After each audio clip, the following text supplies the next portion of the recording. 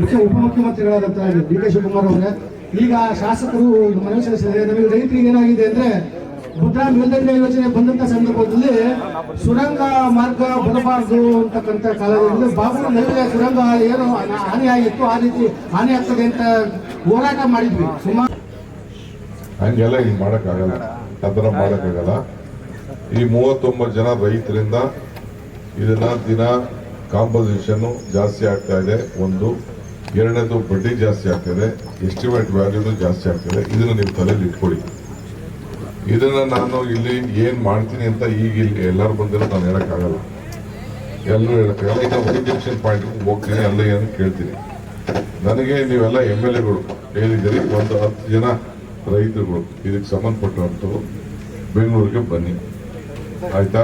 ಬೆಂಗಳೂರಿಗೆ ಬನ್ನಿ, ಕೂತ್ಕೊಂಡು ಆ ಲಾ ಡಿಪಾರ್ಟ್ಮೆಂಟ್ ಅವರು ಕರೆಸ್ತೀನಿ, ಕಾಂಟ್ರಾಕ್ಟರ್ ಕರೆಸ್ತೀನಿ, ಬೇರೆ ನಮ್ಮ ಆಫೀಸರ್ಸು ಕೂತ್ಕೊಳ್ಳಬೇಕಾದ್ರೆ ಒಂದು 2-3 ಗಂಟೆ ಕೂತ್ಕೊಂಡು ಮಾತಾಡ.